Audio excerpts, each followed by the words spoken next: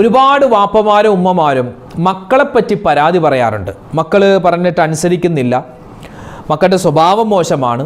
അങ്ങനെ ഒരുപാട് പരാതികൾ, നെഗറ്റീവായ പരാതികൾ അല്ലേ. പരാതികളെന്ന് പറഞ്ഞാൽ എല്ലാം നെഗറ്റീവാണ്. അതായത് നെഗറ്റീവായ ഒരുപാട് കാര്യങ്ങൾ പറയുന്നതിൽ ഇന്നത്തെ രക്ഷിതാക്കൾ മക്കളെപ്പറ്റി പറയുന്ന പരാതി പരിഭവങ്ങളിൽ പ്രധാനപ്പെട്ട ഒന്ന് ഏതെന്നറിയോ? കേട്ടു നോക്ക്. നിങ്ങൾക്ക് ആ ഒരു അനുഭവം ഉണ്ടായിട്ടുണ്ടോ? ഒന്ന് കമൻ്റായി എഴുതാൻ പറ്റുമോ? കഴിഞ്ഞ ദിവസം ഒരു പിതാവ് എന്നോട് പറഞ്ഞ അദ്ദേഹത്തിൻ്റെ മകനുമായി ബന്ധപ്പെട്ടുള്ള ഒരു വല്ലാത്തൊരു വിഷമം.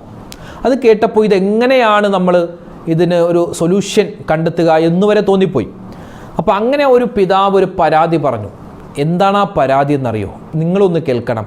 നമ്മുടെയൊക്കെ കുടുംബത്തിൽ അങ്ങനെ ഒരു മക്കളെ പറ്റിയുള്ള ഒരു പരാതി വന്നിട്ടുണ്ടോ എന്നറിയില്ല. ആ പിതാവിൻ്റെ ആ ഒരു സങ്കടം അള്ളാഹു മാറ്റിക്കൊടുക്കട്ടെ. എന്താണ് ആ സങ്കടം? നിങ്ങളൊന്ന് കേൾക്കേണ്ടതാണ്. മക്കൾ നന്നാവണം, മക്കൾ നന്നായി കിട്ടണം, അവർക്ക് ഉന്നതമായ പഠനമുണ്ടാവണം, നല്ല ജോലി കിട്ടണം, അവരുടെ ജീവിതത്തിൽ ഖൈറാവണം അല്ലേ? അതൊക്കെ നമ്മൾ ആഗ്രഹിക്കുന്നവരാണ്. ഒരു ദുആ ഞാൻ പഠിപ്പിച്ചു തരട്ടെ. നമ്മളിപ്പോൾ ഒരുപാട് ദ്വാരക്കാരുണ്ട്. ഒരു ദുആ മക്കൾക്ക് വേണ്ടി നമ്മൾ ഒരല്പം മാറ്റി, ഒരു സുബഹി നമസ്കാരത്തിന് ശേഷം ഒരു 2 സെക്കൻഡ് നമുക്കൊണ്ട് പറയാൻ പറ്റിയ, 2-3 സെക്കൻഡ് കൊണ്ട് നമുക്ക് പറയാൻ പറ്റിയൊരു കുഞ്ഞു ദുആയാണ്. ആ ദുആ ചെയ്തു നോക്ക്. ഇനി മുതൽ മക്കൾ നന്നാവും. അള്ളാഹു നമ്മുടെ മക്കളെയൊക്കെ നന്നാക്കി തരട്ടെ. ഏതാണ് ആ ദുആ? അതിൻ്റെ അർത്ഥം എന്താണ്? വിശദമായി ഇന്നത്തെ ക്ലാസ്സിൽ കേൾക്കാം. അസ്സലാമു അലൈക്കും വറഹ്മത്തുള്ളാഹി വബറകാതുഹു. ബിസ്മില്ലാഹിർ റഹ്മാനിർ റഹീം. അൽഹംദുലില്ലാഹി റബ്ബിൽ ആലമീൻ. വസ്സലാത്തു വസ്സലാമു അലാ സയ്യിദിനാ മുഹമ്മദിൻ വഅലാ ആലിഹി വസ്വഹ്ബിഹി അജ്മഈൻ. അമ്മാ ബഅദ്. സ്നേഹ ബഹുമാനം നിറഞ്ഞ സത്യവിശ്വാസികളെ, ഉമ്മമാരെ, ഉപ്പമാരെ, ഒരുപാട് രക്ഷിതാക്കൾ നമ്മുടെ വീഡിയോകൾക്ക് താഴെ കമൻ്റായും അതല്ലാതെ ദുആ വസിയ്യത്തായിട്ടൊക്കെ പറയുന്നത്, ഉസ്താദേ എൻ്റെ മകൻ ലഹരി ഉപയോഗിക്കുന്നു, അതുപോലെ തന്നെ കഞ്ചാവ്, അതുപോലെ മദ്യപാനം. ഇതിപ്പോൾ മദ്യപാനം കഞ്ചാവൊന്നുമല്ല, ഇപ്പോൾ MDMA എന്നൊക്കെ പറഞ്ഞ ഒരുപാട് ലഹരി വസ്തുക്കളാണ്. ഈ ലഹരി വസ്തുക്കൾ ഉപയോഗിക്കുന്നതിൻ്റെ, ഞാനിപ്പോൾ കഴിഞ്ഞ ദിവസം അവിടെ പള്ളിയിൽ എൻ്റെ റൂമിൽ ഒരു ക്രൈംബ്രാഞ്ച് ഉദ്യോഗസ്ഥൻ വന്നു. അദ്ദേഹവുമായിട്ട് ഇങ്ങനെ സംസാരിക്കുന്ന സമയത്ത് അദ്ദേഹം പറഞ്ഞു, ഉസ്താദ് നിങ്ങളുടെ ഈ പ്രസംഗത്തിലൊക്കെ ഈ മാതാപിതാക്കളെ പ്രത്യേകം പറഞ്ഞ് മനസ്സിലാക്കണം. അതായത് ഈ അമിതമായ ഉറക്കം, അതുപോലെ തന്നെ ഉറങ്ങേണ്ട സമയത്ത് ഉറങ്ങുന്നില്ല. ഇപ്പോൾ രാത്രി ഉറങ്ങേണ്ട സമയമാണ്, രാത്രി ഒട്ടും അവനിക്ക് ഉറക്കം വരുന്നില്ല, പകൽ അവൻ കിടന്നുറങ്ങുന്നു. പിന്നെ ചില സമയത്ത് അവൻ ഭയങ്കരമായ വിശപ്പ്, ഒരുപാട് എത്ര ഭക്ഷണം കഴിച്ചാലും അവൻ്റെ വിശപ്പ് മാറുന്നില്ല. സ്വഭാവത്തിലും പെരുമാറ്റത്തിലൊക്കെ ഒരു അസ്വാഭാവികത. നമുക്ക് എന്താ പറയുക, അവനക്ക് അങ്ങനെ പണ്ടില്ലായിരുന്നു, പക്ഷെ ഇപ്പോൾ പെട്ടെന്നായി. അങ്ങനെയുള്ള എന്തെങ്കിലുമൊക്കെ ഒരു മാറ്റം നമ്മുടെ മക്കളെ കണ്ടാൽ നമ്മൾ പ്രത്യേകം അവരെ ശ്രദ്ധിക്കണം, പ്രത്യേകിച്ച് ഉമ്മമാർ. കാരണം അവർ ഒരു പക്ഷേ ഇതുപോലുള്ള മയക്കുമരുന്നിനൊക്കെ അടിമകളായേക്കും. അല്ലാഹു റബ്ബ് നമ്മുടെ മക്കളെയൊക്കെ കാത്തു രക്ഷിക്കുമാറാവട്ടെ. ആമീൻ യാ റബ്ബൽ ആലമീൻ. ഇന്ന് ആണുങ്ങളെയും ശ്രദ്ധിക്കണം, ആൺമക്കളെയും ശ്രദ്ധിക്കണം, പെൺമക്കളെയും ശ്രദ്ധിക്കണം. ഒരുപാട് രക്ഷിതാക്കൾ ഒരുപാട് അനുഭവങ്ങളാണ് മക്കളുമായി ബന്ധപ്പെട്ട് പറയാറുള്ളത്. ഇപ്പോൾ ഒരുപാട് പേര് പറയുന്നത് മക്കൾ എന്താണ് ലഹരി വസ്തു ഉപയോഗിക്കുന്നു, പ്രണയത്തിൻ്റെ പുറകെ പോകുന്നു, അതുപോലെ തന്നെ മോശത്തരത്തിൻ്റെ പുറകെ പോകുന്നു. ഇപ്പോൾ പുതിയൊരു പരാതി, യുക്തിവാദത്തിലേക്ക്, നിസ്കരിക്കുന്നില്ല, നോമ്പ് പിടിക്കുന്നില്ല. അപ്പോൾ ഉമ്മ ചോദിക്കുന്നു, എടാ നിസ്കരിച്ചിട്ട് ഇപ്പം എന്തിനാ? അല്ല തല്ലും. അല്ലയോ? അല്ല ആരാ? അല്ല എവിടെ ഇരിക്കുന്നു എന്നൊക്കെ ചോദിക്കുമ്പോൾ ഈ ഉമ്മാക്കും വാപ്പാക്കും തിരിച്ച് അവരോട് പറയാനൊന്നും കിട്ടുന്നില്ല. മക്കളിങ്ങനെ എവിടെന്നോ ആരൊക്കെയോ യുക്തിവാദികൾ, നിരീശ്വരവാദികൾ പറഞ്ഞു കൊടുക്കുന്ന ചില പൊട്ടൻ ചോദ്യങ്ങൾ അത് ഉമ്മയോടും വാപ്പയോടും വന്ന് ചോദിക്കുമ്പോൾ പാവപ്പെട്ടവർ അല്ലേ, പാവപ്പെട്ട ഉമ്മയും വാപ്പ എന്ത് ചെയ്യാനാ? അവരൊന്നും മിണ്ടാതെ നിൽക്കുകയാണ്. മക്കൾ നിരീശ്വരവാദത്തിലേക്ക് പോകുന്ന ഒരവസ്ഥ. റബ്ബ് നമ്മളെയും നമ്മുടെ മക്കളെയും അത്തരത്തിലുള്ള പൈശാചികമായ ചിന്തകളെ തൊട്ട് റബ്ബ് നമ്മളെ കാത്തു രക്ഷിക്കുമാറാവട്ടെ. ആമീൻ. അപ്പോൾ ഒരു ഭാഗത്ത് മക്കൾ മോശത്തരത്തിലേക്ക് പോകുന്നു, തിന്മയിലേക്ക് പോകുന്നു. എന്നാൽ ഒരു വാപ്പ, എന്നെ കഴിഞ്ഞ ദിവസം ഞാനിങ്ങനെ കണ്ട് സംസാരിച്ച സമയത്ത് ആ വാപ്പ പറഞ്ഞ ഒരു വല്ലാത്തൊരു അനുഭവം. സാധാരണ മക്കളെപ്പറ്റി ചില രക്ഷിതാക്കൾ പറയുന്നത് അവരുടെ മോശം സ്വഭാവത്തെയാണ്. പക്ഷേ ഇദ്ദേഹത്തിൻ്റെ മകനെപ്പറ്റി പറഞ്ഞത് ഒരു വിചിത്രമായ കാര്യമാണ്. ഉസ്താദേ, എൻ്റെ മകൻ അവൻ അത്യാവശ്യം നല്ല ഭക്ഷണം കഴിക്കുന്നവനാണ്, അവൻ്റെ ഉമ്മക്ക് നല്ല തടിയുണ്ട്, അതുപോലെ തന്നെയാണ് എൻ്റെ മോനിക്കും നല്ല തടിയുണ്ട്. അവൻ ഏകദേശം 80-85 കിലോ ഉള്ള ആളായിരുന്നു. അവൻ +2 പഠിക്കുന്നവനാണ്. എൻ്റെ മകൻ +2 പഠിക്കുക. ആ വാപ്പ പറയും എൻ്റെ മകൻ +2 പഠിക്കുന്നു, 80-85 കിലോ ഉണ്ടായിരുന്നു. പക്ഷേ ഇപ്പോൾ 3 മാസമായിട്ട് അവൻ്റെ തടി ഇങ്ങനെ കുറഞ്ഞ് ഏകദേശം ഒരു 50-45 കിലോയുടെ ഇടക്കായി. ഞാൻ ചോദിച്ചു, ഈ 3 മാസം കൊണ്ട് ഇത്രയും കിലോ കുറഞ്ഞോ? എന്ത് ചെയ്തിട്ടാണ്? ആ സമയത്ത് ആ വാപ്പ പറഞ്ഞത്, അവനിക്ക് എല്ലാ ദിവസവും നോമ്പാണ്, എല്ലാ ദിവസവും നോമ്പ്. ആഴ്ചയിലെ എല്ലാ ദിവസവും അവൻ നോമ്പ് പിടിക്കുന്നു. അതുമാത്രമല്ല, രാത്രി അവനിക്ക് ഉറക്കമില്ല. അവൻ രാത്രി എഴുന്നേറ്റ് നിസ്കരിക്കുകയാണ്. രാത്രി എഴുന്നേറ്റ് നിസ്കരിക്കുന്നു, പകൽ മുഴുവനും നോമ്പാണ്. അപ്പോൾ ഞാൻ ചോദിച്ചു, അതെന്താ അങ്ങനെ ഉസ്താദേ? സാധാരണ മക്കളൊക്കെ മോശത്തരത്തിലേക്കാണ് പോകുന്നത്. പക്ഷേ എൻ്റെ മകനെപ്പറ്റി എനിക്ക് അങ്ങനെ പറയാനില്ല. അവൻ നന്മയാണ് ചെയ്യുന്നതെങ്കിലും അത് ഓവറായിട്ട് ചെയ്യുകയാണ്. എല്ലാ ദിവസവും നോമ്പ് പിടിക്കണമെന്ന് ഒരു ഖുർആനിലുമില്ല, ഒരു ഹദീസിലുമില്ല. അവൻ ഇങ്ങനെ നോമ്പ് പിടിച്ച് +2 പഠിക്കുന്ന നോമ്പ് പിടിച്ച് അവൻ്റെ ശരീരം ശോഷിക്കുന്നു. മാത്രമല്ല അവൻ്റെ മുടി കൊഴിയുന്നു. വേണ്ട ഭക്ഷണമൊന്നും ചെല്ലുന്നില്ല, വേണ്ട വൈറ്റമിൻസ് ചെല്ലുന്നില്ല. എല്ലാ ദിവസവും നോമ്പ് പിടിച്ചിട്ട് അവൻ്റെ ശരീരം അതായത് ഇടയത്താഴം കഴിക്കാറില്ല. അതുപോലെ തന്നെ നോമ്പ് തുറക്കുന്ന സമയത്ത് എന്താണോ അടുക്കളയിലുള്ള അത് മാത്രം അവൻ കഴിക്കുന്നു. അവൻ്റെ ഉമ്മയോടും വാപ്പയോടും സംസാരം കുറവാണ്. അവൻ എപ്പോഴും ഖുർആൻ ഓതുകയാണ്. നമുക്ക് കേൾക്കുമ്പോൾ അതൊക്കെ നല്ല കാര്യമെല്ലാം തോന്നും. പക്ഷേ ആ ഒരു +2 പഠിക്കുന്ന ആ പ്രായത്തിലുള്ള കുട്ടിയെ സംബന്ധിച്ചിടത്തോളം എല്ലാ ദിവസവും നോമ്പ് പിടിക്കേണ്ട കാര്യമില്ല, രാത്രി മുഴുവനും നിസ്കരിക്കേണ്ട കാര്യമില്ല, സദാസമയം ഖുർആൻ ഓതേണ്ട കാര്യമില്ല. നമുക്ക് ചെയ്യേണ്ട ചില സമയങ്ങളുണ്ടല്ലോ, അല്ലെ? ളുഹർ നമസ്കാരത്തിന് അതിൻ്റെ ടൈമുണ്ട്, അസറിന് അതിൻ്റെ ടൈമുണ്ട്. രാത്രി ഇശാ നമസ്കാരം കഴിഞ്ഞാൽ പിന്നെ നമുക്ക് നിർബന്ധമായ നിസ്കാരം സുബഹിക്കാണ്. ആ സമയം എന്ന് പറഞ്ഞാൽ അല്ലാഹു തആല ആ ഒരു ടൈം തന്നിരിക്കും. രാത്രിയുടെ ടൈം എന്ന് പറഞ്ഞാൽ ഉറങ്ങാനാണ്. പക്ഷെ ഇവൻ ഉറങ്ങുന്നില്ല. നമ്മൾ കേട്ടിട്ടുണ്ട് നബി സല്ലല്ലാഹു അലൈഹി വസല്ലം തങ്ങൾ രാത്രി നിന്ന് നിസ്കരിക്കുമായിരുന്നു, പകൽ നോമ്പ് പിടിക്കുമായിരുന്നു. എങ്ങനെയാണ് നബി തങ്ങൾ നിസ്കരിക്കുന്നത്? നബി സല്ലല്ലാഹു അലൈഹി വസല്ലം തങ്ങൾ ഇശാ നമസ്കാരം കഴിഞ്ഞാൽ ഉറങ്ങിയിട്ട് നബിതങ്ങളുടെ ക്ഷീണമൊക്കെ കഴിഞ്ഞിട്ട് നബിതങ്ങൾ എഴുന്നേറ്റിട്ട് നിസ്കരിക്കും. അല്ലാതെ ഇശാ കഴിഞ്ഞ് അങ്ങനെ നിസ്കാരം തുടർന്നു, അങ്ങനെയല്ല. തഹജ്ജുദിൽ നേരത്തെ എഴുന്നേക്കും, അല്ലെങ്കിൽ രാത്രി പലപ്പോഴും, എല്ലാ ദിവസവും അങ്ങനെയല്ല. ആയിഷ ബിബി റളിയല്ലാഹു തആല അൻഹ പറയുന്നുണ്ടല്ലോ, ഒരു ദിവസം ഞാൻ എഴുന്നേറ്റ് ഞാൻ നബിയെ ഇങ്ങനെ പായിൽ തപ്പി നോക്കുമ്പോൾ നബിയെ കാണുന്നില്ല, നബി നിസ്കരിക്കുന്നു എന്നാണ്. അപ്പോൾ എല്ലാ ദിവസവും നബിതങ്ങൾ അവിടെ പായിൽ കിടന്നുറങ്ങും. പക്ഷെ ചില സമയത്ത് ചില ദിവസങ്ങളിൽ നബിതങ്ങൾ എഴുന്നേറ്റ് നിസ്കരിക്കും. അതുപോലെ തന്നെ എല്ലാ ദിവസവും സുന്നത്ത് നോമ്പില്ല. ദാവൂദ് നബി അലൈഹി സ്വലാത്തു വസ്സലാമിൻ്റെ നോമ്പാണ് ഏറ്റവും നല്ല നോമ്പ്. എങ്ങനെ? ഒരു ദിവസം നോമ്പ് പിടിച്ചു, പിറ്റേന്ന് നോമ്പില്ല, പിറ്റേന്ന് നോമ്പുണ്ട്, അതിൻ്റെ പിറ്റേന്ന് നോമ്പില്ല, അങ്ങനെ പിടിക്കും. ഒന്നിടവിട്ട് പിടിക്കണമെന്നാണ്. എന്തിനാണ്? ഒരു +2 പഠിക്കുന്ന വിദ്യാർത്ഥിയെ സംബന്ധിച്ചിടത്തോളം അവൻ്റെ കരിയറാണ് എന്ന് വെച്ച് തീരെ നിസ്കാരം വേണ്ട, നോമ്പ് വേണ്ട, ഖുർആൻ വേണ്ട എന്നൊന്നുമല്ല പറഞ്ഞത്. ഇത് ഓവറായി ചെയ്യേണ്ട കാര്യമില്ല. ശരീരത്തെ ക്ഷീണിപ്പിക്കുന്ന, ശരീരത്തെ ഉപദ്രവിക്കുന്ന തരത്തിൽ ഒരിക്കലും ഇബാദത്ത് വേണ്ട. അതൊരു വാപ്പയും ഉമ്മയും സങ്കടത്തോടു കൂടി പറയുകയാണ്. ആ വാപ്പ വളരെ സങ്കടത്തോട്, ഞാൻ ഇനി എന്ത് ചെയ്യും, ഇപ്പോൾ തീരെ നിസ്കരിക്കുന്നില്ല. അങ്ങനെയാണെങ്കിൽ അതൊരു നമുക്കത് ഉപദേശിച്ച് മാറ്റാം. പക്ഷെ ഇത് നിസ്കാരം. എന്നിട്ടോ അവൻ പകൽ സ്കൂളിൽ പോയാൽ ബാക്ക് ബെഞ്ചിൽ ഇരുന്ന് ഉറങ്ങുകയാണ്. പരീക്ഷകൾക്ക് 1 മാർക്കുമില്ല, 0 മാർക്കുകളാണ്. ഭയങ്കര പ്രയാസത്തിലാണ് ആ കുടുംബം. ഒറ്റ മോനാണ്. അപ്പം അതുകൊണ്ട് നമ്മുടെ മക്കൾ പല രൂപത്തിലാണ്, അല്ലേ? അൽ ഔലാദു റൈഹാനത്തും മിനൽ ജന്ന. നബി സല്ലല്ലാഹു അലൈഹി വസല്ലം തങ്ങൾ പറയുന്നു, മക്കളെന്ന് പറഞ്ഞാൽ അവർ സ്വർഗത്തിലെ സുഗന്ധ പുഷ്പങ്ങളാണ്. അള്ളാഹു അത്തരത്തിൽ നമ്മളെയും നമ്മുടെ മക്കളെയൊക്കെ ആക്കി നൽകി അനുഗ്രഹിക്കുമാറാവട്ടെ. എപ്പോഴും നമ്മൾ ദുആ ചെയ്യണം നമ്മുടെ മക്കളുടെ സ്വലാഹിയത്തിന് വേണ്ടി. അപ്പോൾ ഒരു വിഭാഗം ഇങ്ങനെയാണെങ്കിൽ, മറ്റൊരു വിഭാഗം ഞാൻ നേരത്തെ പറഞ്ഞതുപോലെ അല്ലാഹ് ഉണ്ടോ, എന്തിനാണ് നിസ്കരിക്കുന്നത്, അങ്ങനെ ഇപ്പോൾ അല്ലാഹ് ഉണ്ടോ അതാണ് ചോദിക്കുക. ഉമ്മയോട് വന്ന് ചോദിക്കുന്നു, അല്ലാഹ് എവിടെ? ഉമ്മാക്കൊന്നും പറയാൻ കിട്ടുന്നില്ല. ഞാൻ ചോദിക്കട്ടെ, അതിനൊക്കെ കൃത്യമായ ഉത്തരം, അല്ലേ? ഇപ്പോൾ ഖുർആൻ എടുത്തു നോക്കിയാൽ ഖുർആനുമായി ബന്ധപ്പെട്ട് ഒരുപാട് നിരീശ്വരവാദികൾ ചോദിക്കുന്ന ചോദ്യമുണ്ട്. 100 കാര്യം എടുത്താൽ അതിൽ 1-2 കാര്യമേ ഉമ്മാർ ചോദിക്കുള്ളൂ. ബാക്കി എല്ലാ കാര്യവും അതിനൊക്കെ കൃത്യമായ മറുപടിയുണ്ട്. എന്നാൽ ഈ 1-2 കാര്യം അതിനും മറുപടിയുണ്ട്. ഇപ്പോൾ ചോദിക്കുന്നു, അല്ലാഹ് എവിടെ? ഒരാൾ ചോദിക്കുന്നു, ഒരു യുക്തിവാദി ചോദിക്കും, അല്ലാഹ് എവിടെ? ഞാൻ തിരിച്ചു ചോദിക്കട്ടെ, അല്ലാഹ് എവിടെ എന്നൊരു ചോദ്യം, അതിന് ഉത്തരം ഞാൻ പറയാം. പക്ഷേ എനിക്കൊരു 3 ചോദ്യത്തിന് ഉത്തരം തരണം. കരണ്ട്, അത് നീ നിൻ്റെ കണ്ണുകൊണ്ട് കണ്ടിട്ടുണ്ടോ? കരണ്ട്. അതുപോലെ ഒരാൾ അടിച്ചാൽ, ഇപ്പോൾ ഞാൻ എൻ്റെ കൈ കൊണ്ട് അടിച്ചു, എനിക്കിവിടെ വേദനിച്ചു. വേദനയോ? എവിടെ? ഒരാളെ നമ്മൾ അടിക്കുന്നു, അപ്പോൾ അയാൾ പറയും എനിക്ക് വേദനിച്ചു തോന്നുന്നു. അപ്പോൾ നമ്മൾ പറയുകയാണ്, എവിടെ? ഞാൻ വേദന ഒന്നും കണ്ടില്ലല്ലോ എന്ന് പറഞ്ഞാൽ അത് എത്ര ലോജിക്കാവും? അതുപോലെ തന്നെ മറ്റൊരു കാര്യമാണ് ബുദ്ധി, അല്ലേ? ബുദ്ധിയുണ്ടോ? ബുദ്ധിയുണ്ട് എന്ന് നമ്മൾ പറയാറുണ്ട്. അവർക്ക് ഒട്ടും ബുദ്ധിയില്ല എന്നൊക്കെ പറയും. ബുദ്ധി ആ സാധനം നമ്മൾ കണ്ടിട്ടുണ്ടോ? അപ്പം ചില കാര്യങ്ങൾ നമ്മുടെ തലച്ചോറ് കൊണ്ട് നമുക്ക് ചിന്തിച്ചെടുക്കാൻ പറ്റാത്തതുണ്ട്. ആ തരത്തിൽ കൂട്ടിയാൽ മതി പടച്ചോനെ. അല്ലാഹ് ഉണ്ടോ? ഉണ്ട്. അതെവിടെ?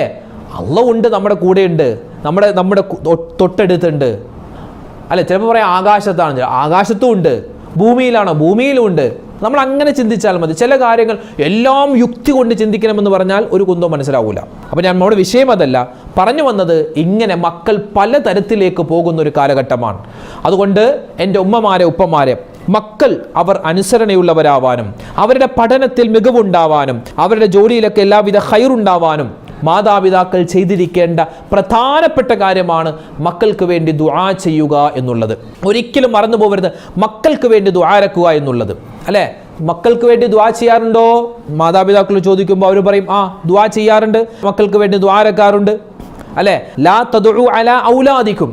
നബി സല്ലല്ലാഹു അലൈഹി വസല്ലം തങ്ങൾ പറഞ്ഞത് മക്കൾക്കെതിരെ ഒരിക്കലും ദുആ ചെയ്യരുതെന്നാണ്. ഒരിക്കൽ മഹാനായ അബ്ദുല്ലാഹി ഇബ്നു മുബാറക് റളിയല്ലാഹു തആല അൻഹു അദ്ദേഹത്തിൻ്റെ അടുക്കൽ ഒരാൾ വന്നിട്ട് പരാതി പറഞ്ഞു, തങ്ങളെ, എൻ്റെ മകൻ അവൻ ഞാൻ എത്ര പറഞ്ഞിട്ടും അവൻ അനുസരിക്കുന്നില്ല, അനുസരണശീലമില്ല. ആ സമയത്ത് മഹാനായ അബ്ദുല്ലാഹി ഇബ്നു മുബാറക് റളിയല്ലാഹു തആല അൻഹു ചോദിച്ചു, നീ അവനെ ഉപദേശിച്ചോ? അപ്പോൾ ആ വന്ന ആൾ പറഞ്ഞു, ഞാൻ എൻ്റെ മകനെ നല്ലതുപോലെ ഉപദേശിച്ചിട്ടുണ്ട്. വീണ്ടും ചോദിച്ചു, നിങ്ങളുടെ മക്കൾക്കെതിരെ ദുആ ചെയ്യാറുണ്ടോ? മക്കൾക്കെതിരെ ദുആരക്കാറുണ്ടോ? അപ്പോൾ പറഞ്ഞു, ഞാൻ അങ്ങനെ മക്കൾക്കെതിരെ ദുആ ചെയ്യാറൊന്നുമില്ല. പിന്നെ ബാക്കി പറയും. ആ സമയത്ത് അയാൾ പറഞ്ഞു, ചിലപ്പോൾ ഈ അനുസരണക്കേട് കാണിക്കുമ്പോൾ നീയൊന്നും ഒരിക്കലും നന്നാവൂലടാ എന്ന് പറയാറുണ്ട്. ആ സമയത്ത് മഹാനായ അബ്ദുല്ലാഹി ഇബ്നു മുബാറക് തങ്ങൾ പറഞ്ഞു, എങ്കിൽ നിന്റെ മകൻ നന്നാവൂല. അപ്പോൾ മാതാപിതാക്കളുടെ ചില വാക്കുകൾ നീ ഒരിക്കലും നന്നാവൂല എന്നൊക്കെ ചില ദേഷ്യത്തിൽ പറയുന്നതായിരിക്കും, പക്ഷെ ആ വാക്ക് അച്ചട്ടാണ്. കാരണം നബി സല്ലല്ലാഹു അലൈഹി വസല്ലം തങ്ങൾ നമ്മളത് മുമ്പ് പലപ്പോഴും പറഞ്ഞിട്ടുണ്ട്, ഉമ്മയുടെയും വാപ്പയുടെയും ദുആ അതൊരു പ്രവാചകൻ തൻ്റെ സമുദായത്തിന് വേണ്ടി ദുആരക്കുന്നത് പോലെയാണ്. അതുകൊണ്ട് ഒരിക്കലും തട്ടിക്കളയൂല. അതുകൊണ്ട് ഒരിക്കലും നമ്മുടെ മക്കൾക്ക് എതിരെ ദുആ ചെയ്യരുത്, ശാപവാക്ക് പറയരുത്. ചിലപ്പോൾ മറ്റു കുട്ടികളുമായി താരതമ്യം ചെയ്യും. അപ്പുറത്തെ വീട്ടിലെ സൽമാനെ നോക്കിക്കേടാ, ഇപ്പുറത്തെ വീട്ടിലെ റിയാസിനെ നോക്കിക്കേ, അല്ലെങ്കിൽ അപ്പുറത്തെ വീട്ടിലെ ആ കുട്ടിയെ നോക്കി, ഈ കുട്ടിയെ നോക്കുന്നൊക്കെ പറഞ്ഞ് നമ്മുടെ മക്കളെ മറ്റുള്ളവരുമായി താരതമ്യം ചെയ്യും. അതും വളരെ മോശമാണ്. ഒരിക്കലും താരതമ്യം ചെയ്യരുത്. നമ്മുടെ മക്കൾ ആണ് ലോകത്തിലെ ഏറ്റവും മിടുക്കർ, ആ ഒരു ചിന്ത വേണം. നമ്മുടെ മക്കളാണ് ഏറ്റവും മിടുക്കർ എന്ന ചിന്ത എപ്പോഴാണോ ഒരു ഉമ്മക്കും വാപ്പക്കും ഉണ്ടാക്കുന്നത്, അപ്പോൾ നമ്മുടെ മക്കളുടെ ഉയർച്ച തുടങ്ങും. എൻ്റെ മകൻ അവനിക്കൊന്നും പറ്റൂലാന്ന്, അവൾക്കൊരു ബുദ്ധിയൊന്നുമില്ല. അങ്ങനെ നമ്മൾ നമ്മുടെ മക്കളെ പറ്റി തന്നെ നമ്മൾ മോശപ്പെട്ട ഒരു ചിന്ത ചിന്തിച്ചാൽ പിന്നെ എങ്ങനെ നന്നാകും? എപ്പോഴും മക്കളെപ്പറ്റി നല്ലത് ചിന്തിക്കുക. എന്ന് വെച്ചാൽ മോശത്തരം ചെയ്താലും ഇപ്പം അങ്ങനെ ഉണ്ടല്ലോ, ഇപ്പം അങ്ങനത്തെ സെറ്റപ്പ് ഉണ്ട്. അതായത് ഹാജിയാരെ, നിങ്ങളുടെ മകൻ ഇതവിടെ കഞ്ചാവ് വലിക്കുന്നുണ്ട്, അല്ലെങ്കിൽ എന്താണ് വീഡിയോ വലിക്കുന്നുണ്ട്, സിസർ വലിക്കുന്നുണ്ട്, നിങ്ങളുടെ മോള് ഏതൊരുത്തരുമായിട്ട് വർത്തമാനം പറയുന്നുണ്ട് എന്ന് നമ്മൾ ഫോൺ വിളിച്ച് പറഞ്ഞാൽ പോടോന്നു, അതൊന്നും എൻ്റെ മക്കളല്ല, എൻ്റെ മോൻ അങ്ങനെ ചെയ്യൂല, എൻ്റെ മോൾ അങ്ങനെ ചെയ്യൂല. ആ നല്ല ചിന്തയല്ല പറഞ്ഞത്. അങ്ങനെ എന്തെങ്കിലും ഒരാൾ വിളിച്ച് പറഞ്ഞാൽ നമ്മൾ അതിൻ്റെ സത്യാവസ്ഥ അന്വേഷിച്ച് തെറ്റാണെങ്കിൽ ആ തെറ്റ് തിരുത്തി കൊടുക്കണം. എപ്പോഴും നല്ല ഒരു ചിന്ത നമ്മുടെ മക്കളെ പറ്റി ഉണ്ടാവണം. പക്ഷെ അത് തെറ്റാണെന്ന് ബോധ്യപ്പെട്ടിട്ടും ആ തെറ്റിനെ തിരുത്താതെ വീണ്ടും നമ്മുടെ മക്കളെ പറ്റി നല്ല ചിന്തിച്ചിട്ട് കാര്യമില്ല. ഞാൻ പറഞ്ഞു വന്നത്, ഒന്നാമതായി നമ്മുടെ മക്കൾ നന്നാവാൻ ശ്രദ്ധിക്കേണ്ടത് ഉമ്മയും വാപ്പയുമാണ്. ഉമ്മയും വാപ്പി, എൻ്റെ മകനിക്ക് വേണ്ടി ഞാനും എൻ്റെ ഭാര്യയും ദുആ ചെയ്യുന്നത് പോലെ നിങ്ങൾക്ക് ദുആരക്കാൻ പറ്റുമോ? ഇപ്പം എൻ്റെ മോനിക്ക് ഒരു അസുഖം വന്നു, അല്ലാഹു തആല നമ്മുടെ മക്കളെ എല്ലാ അസുഖങ്ങളെ തൊട്ടും കാത്തു രക്ഷിക്കുമാറാവട്ടെ, ആമീൻ. അപ്പം അങ്ങനെ അസുഖം വന്നാൽ, രോഗം വന്നാൽ, ഞാൻ എൻ്റെ മോനിക്ക് വേണ്ടി, എൻ്റെ ഭാര്യ എൻ്റെ മോനിക്ക് വേണ്ടി ദുആരക്കുന്നത് പോലെ നിങ്ങൾ ദുആ ചെയ്താവോ? ഇല്ല. നിങ്ങളുടെ മക്കൾക്കൊരു രോഗം വന്നാൽ ഉസ്താദേ ദുആരക്കണമെന്ന് പറഞ്ഞാൽ ദുആരക്കും. പക്ഷെ ആ ദുആക്കൊരു പരിധിയുണ്ട്. കാരണം നിങ്ങൾ എൻ്റെ ഒരു രക്തബന്ധമല്ല, കുടുംബ ബന്ധമല്ല. ആണെങ്കിൽ തന്നെ നമ്മൾ ഒരേ ബ്ലഡ് അല്ലല്ലോ, നമ്മൾ ഒരേ ഉമ്മയുടെ മക്കളല്ലല്ലോ. നമ്മളാണ് ആദം നബി അലൈഹി സ്വലാത്തു വസ്സലാമിൻ്റെ മക്കളൊക്കെയാണ്. പക്ഷേ ആ ബന്ധം കൂടുന്തോറും, അല്ലേ, ഒരു ഉമ്മക്ക് മക്കളോടുള്ള ബന്ധം, ഒരു വാപ്പക്ക് മക്കളോടുള്ള ബന്ധം, ആ ബന്ധം പോലെ ആവില്ല നമ്മൾ പരസ്പരം. മുഅ്മിനീങ്ങൾ അങ്ങനെ സ്നേഹിക്കണമെന്നാണ്. അപ്പോൾ നല്ല രൂപത്തിൽ ദുആ ചെയ്യണം. മഹാനായ നൂഹ് നബി അലൈഹിസ്സലാം മക്കൾക്ക് വേണ്ടി ദുആയിരുന്നു. മഹാനായ സക്കരിയ നബി അലൈഹിസ്സലാം മക്കൾക്ക് വേണ്ടി ദുആയിരുന്നു. മഹാനായ സുലൈമാൻ നബി അലൈഹിസ്സലാത്തു വസ്സലാമിന് വേണ്ടി മഹാനായ ദാവൂദ് നബിയാകുന്ന പിതാവ് ദുആ ചെയ്തു. മഹാനായ യൂസുഫ് നബിക്ക് വേണ്ടി മഹാനായ യഅ്കൂബ് നബി അലൈഹിസ്സലാത്തു വസ്സലാം ദുആയിരുന്നു. മഹാനായ ഇസ്മാഈൽ നബിക്കും ഇസ്ഹാഖ് നബിക്കും വേണ്ടി പിതാവാകുന്ന ഇബ്രാഹിം നബി ദുആയിരുന്നു. എല്ലാ മക്കൾക്ക് വേണ്ടിയുള്ള ദുആ പ്രവാചകന്മാരുടെ കാലം മുതലേ ഉള്ളതാണ്. അതുകൊണ്ട് ഒരിക്കലും മക്കൾക്ക് എതിരെ നമ്മൾ ദുആ ചെയ്യാൻ പാടില്ല. നമ്മൾ അങ്ങനെ ചെയ്യൂല. എൻ്റെ ഉമ്മമാർക്കും വാപ്പമാർക്കും ഞാനൊരു 2 ദുആ പഠിപ്പിച്ചു തരാം. നമ്മളെപ്പോഴും മക്കൾക്ക് വേണ്ടിയൊക്കെ ദുആരക്കുന്ന ഒരു ദുആയുണ്ട്. റബ്ബനാ ഹബ് ലനാ മിൻ അസ്വാജിനാ വദുർരിയാതിനാ ഖുർറത അയുനിൻ വജഅൽനാ ലിൽ മുത്തഖീന ഇമാമ. നമ്മളെപ്പോഴും ദുആരക്കുന്ന ഒരു ദുആയാണ്. അതുണ്ടായിരിക്കെ മറ്റൊരു ദുആ കൂടി സൂറത്തു സ്വാഫാത്തിന്റെ 100-ാമത്തെ ആയത്ത്. മക്കൾ നന്നാവാൻ, അവർക്ക് വലിയ ഖൈറുണ്ടാവാൻ, അവരുടെ ദുസ്വഭാവങ്ങളൊക്കെ മാറാൻ, അവർ നമുക്ക് കണ്ണിന് കുളിർമയാവാൻ നമ്മളെപ്പോഴും ദുആരക്കേണ്ട ഒരു ദുആയാണ് റബ്ബി ഹബിലി മിനസ്സാലിഹീൻ, റബ്ബി ഹബിലി മിനസ്സാലിഹീൻ, റബ്ബി ഹബിലി മിനസ്സാലിഹീൻ എന്ന പവിത്രമായ ദുആ. വല്ലാത്ത ശ്രേഷ്ഠതയാണ് ആ ദുആക്ക്. റബ്ബി ഹബിലി മിനസ്സാലിഹീൻ ആ ദുആ പഠിച്ചു വെച്ചോ. അതുപോലെ തന്നെ മറ്റൊരു ദുആയുണ്ട്. സുബ്ഹി നമസ്കാരത്തിന് ശേഷം ഒരു മനുഷ്യൻ ഈ ദുആ പതിവാക്കി കഴിഞ്ഞാൽ അല്ലാഹു സുബ്ഹാനഹു വ തആല മക്കളെ കൊണ്ട് ദുനിയാവിലും ആഖിറത്തിലും അവനെ സന്തോഷിപ്പിക്കുന്നതാണ്. എന്നിട്ട് മഹത്തുക്കൾ നമുക്ക് പഠിപ്പിച്ചു തരുന്ന ഒരു ദുആയാണ് മക്കൾ നന്നാവാനുള്ള ദുആ. അല്ലാഹുമ്മ ബാരിക് ലനാ ഫീ ഔലാദിനാ വലാ തദുർറഹും വവഫിഖ്ഹും ലിത്വാഅതിക വർസുഖ്നാ ബിർറഹും യാ റബ്ബൽ ആലമീൻ. പലപ്പോഴും ഈ ദുആ നമ്മൾ പറഞ്ഞിട്ടുണ്ട്, നമുക്കറിയാവുന്ന ദുആയാണ്. പക്ഷേ ഒരുപാട് ആളുകൾ മറന്നുപോയ ഒരു ദുആ കൂടിയാണിത്. സുബ്ഹി നമസ്കാരത്തിന് ശേഷം ഉമ്മമാരെ, വാപ്പമാരെ, നമ്മുടെ മക്കളുടെ പരീക്ഷകൾ അല്ലേ, ക്രിസ്മസിൻ്റെ പരീക്ഷകളൊക്കെ വരികയാണ്. അതുപോലെ തന്നെ വർഷ അവസാനത്തിൻ്റെ പരീക്ഷകളൊക്കെ വരാനിരിക്കുകയാണ്. അതുകൊണ്ട് നമ്മുടെ മക്കളുടെ പരീക്ഷകളൊക്കെ എളുപ്പമാവാനും ഉന്നതമായ വിജയം കിട്ടാനും, നമ്മുടെ മക്കളിനി ജോലി ചെയ്യുന്നവരാണെങ്കിൽ അവരുടെ ജോലിയിൽ വലിയ പുരോഗതി ഉണ്ടാവാനൊക്കെ നമ്മളെപ്പോഴും ചെയ്യേണ്ട ഒരു ദുആ. ഉമ്മമാരെ, വാപ്പമാരെ, നമ്മൾ നമ്മുടെ മക്കൾക്ക് വേണ്ടി ദുആരക്കുന്നത് പോലെ വേറെ ആര് ദുആ ചെയ്താലും എത്തില്ല. അതുകൊണ്ട് ദുആരെന്നോ ഈ ദുആ പഠിച്ചു വെച്ചോ. ഏതാണ് ദുആ? അല്ലാഹുമ്മ ബാരിക് ലനാ ഫീ ഔലാദിനാ വലാ തദുർറഹും. അല്ലാഹുമ്മ അല്ലാഹുവേ ബാരിക് ലനാ നീ ബറക്കത്ത് ചെയ്യണേ ഞങ്ങൾക്ക്, ഫീ ഔലാദിനാ ഞങ്ങളുടെ മക്കളിൽ, വലാ തദുർറഹും അവരെ നീ പ്രയാസത്തിലാക്കരുതേ അല്ലാ, വവഫിഖ്ഹും ലിത്വാഅതിക അല്ലാഹുവേ നിനക്ക് ആരാധന ചെയ്യാൻ, നിനക്ക് വഴിപ്പെടാൻ അവർക്ക് നീ തൗഫീക്ക് കൊടുക്കണേ അല്ലാ, വർസുഖ്നാ ബിർറഹും യാ റബ്ബൽ ആലമീൻ അവരെ കൊണ്ട് ഞങ്ങൾക്ക് നീ ഭാവിയിൽ, ഇപ്പോഴും ഭാവിയിലൊക്കെ ഗുണമുള്ളവരാക്കണേ അല്ലാ. വല്ലാത്തൊരു ദുആയാണത്. ഒന്ന് പറഞ്ഞേ, അല്ലാഹുമ്മ ബാരിക് ലനാ ഫീ ഔലാദിനാ വലാ തദുർറഹും വവഫിഖ്ഹും ലിത്വാഅതിക വർസുഖ്നാ ബിർറഹും യാ റബ്ബൽ ആലമീൻ. ഒരു പ്രാവശ്യം കൂടി പറഞ്ഞാലോ, അല്ലാഹുമ്മ ബാരിക് ലനാ ഫീ ഔലാദിനാ വലാ തദുർറഹും വവഫിഖ്ഹും ലിത്വാഅതിക വർസുഖ്നാ ബിർറഹും യാ റബ്ബൽ ആലമീൻ. അപ്പോൾ ഈ ദുആ പഠിച്ചു വെച്ചോ. ഇൻഷാ അല്ലാഹ് ഈ ദുആ ചെയ്തോ. നമ്മുടെ മക്കൾ എങ്ങനെയാണോ മോശത്തരത്തിലേക്ക് പോകുന്നത് അതിൽ നിന്നെല്ലാം മടങ്ങി നമുക്ക് ഗുണമുള്ള നല്ല മക്കളായി മാറാൻ ഇൻഷാ അല്ലാഹ് ഈ ദുആ പതിവാക്കുക. അതുപോലെ തന്നെ റബ്ബി ഹബിലി മിനസ് സ്വാലിഹീൻ എന്ന ദുആയും നല്ലതാണ്. റബ്ബനാ ഹബ്ലനാ മിൻ അസ്വാജിനാ വദുർരിയാതിനാ ഖുർറത അയുനിൻ വജഅൽനാ ലിൽ മുത്തഖീന ഇമാമ എന്ന ദുആയും നമ്മൾ മറന്നു പോവണ്ട. അല്ലാഹു സുബ്ഹാനഹു വ തആല നമ്മുടെ മക്കളെയെല്ലാം സ്വാലിഹീങ്ങളും സ്വാലിഹാത്തുകളുമാക്കി വളർത്തി അനുഗ്രഹിക്കുമാറാവട്ടെ. അവരുടെയൊക്കെ ജീവിതത്തിൽ, ഭാവി ജീവിതത്തിൽ, അവരുടെ വിദ്യാഭ്യാസത്തിൽ, അവരുടെ മറ്റു കാര്യങ്ങളിൽ എല്ലാത്തിനും അല്ലാഹു ഖൈറും ബറക്കത്തും റാഹത്തും ഇസ്സത്തും എല്ലാവിധ ഉയർച്ചയും ഉന്നതിയൊക്കെ കൊടുത്ത് അനുഗ്രഹിക്കുമാറാവട്ടെ. മക്കളുടെ കയ്യും പിടിച്ച് സ്വർഗത്തിൽ കടക്കുന്നവരുടെ കൂട്ടത്തിൽ റബ്ബ് നമ്മളെ ഉൾപ്പെടുത്തുമാറാവട്ടെ. ആമീൻ യാ റബ്ബൽ ആലമീൻ. അസ്സലാമു അലൈക്കും വറഹ്മത്തുള്ളാഹി വബറകാതുഹു.